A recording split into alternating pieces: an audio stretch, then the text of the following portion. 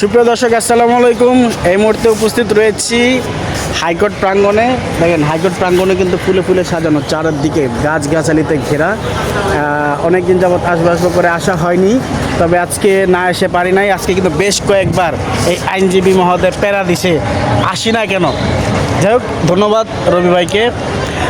উনি আগামীতে নোয়াখালী 2 আসন থেকে সংসদ সদস্য হিসেবে নির্বাচনে অংশগ্রহণ করতে যাচ্ছে। সবাই তার জন্য দোয়া করবেন।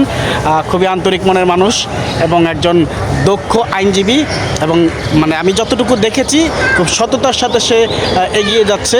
তা আপনারা সবাই তার পরামর্শ নেবেন, মানে আইনি কোনো জটিলতা থাকলে তার পরামর্শ নেবেন এবং তার জন্য দোয়া করবেন। নোয়াখালী 2 আসন থেকে আগামীতে সংসদ সদস্য হিসেবে অংশগ্রহণ করতে যাচ্ছেন তরুণ প্রজন্মের যারা রয়েছেন এবং তরুণদের প্রতি দুর্বল এবং তরুণদের প্রতি যাদের চাহিদা রয়েছে, তারা অবশ্যই রবিউল ইসলাম রবি ভাইকে সাপোর্ট করবেন। হাইকোর্ট থেকে দ্রুত গতিতে চলে আসলাম বিজয় টিভির কাছে। রবি ভাইয়ের জরুরি একটা কাজ আছে বিজয় টিভিতে, তাই চলে আসলাম। ভেবেছিলাম রাস্তায় আরও কিছু ভিডিও নিব, কিন্তু সুযোগ পাই নাই। এখানে গাছগাছালি দেখে, কারণ আমাদের ঢাকাটা অনেকেই বলে আমাদের নাকি গাছগাছালি নাই। আমি দেখলাম যে কোনো জায়গাতে কিন্তু এখন অ্যাভেলেবেল গাছগাছালি, রাস্তাঘাটে, সুপ্রিম কোর্টে, আমাদের প্রেস ক্লাবে, সব জায়গাতেই এবং বিভিন্ন জায়গাতে। তো ভালোই লাগলো। যাক, এখন চলে আসছি অলরেডি ওই সামনে বিজয় টেলিভিশন।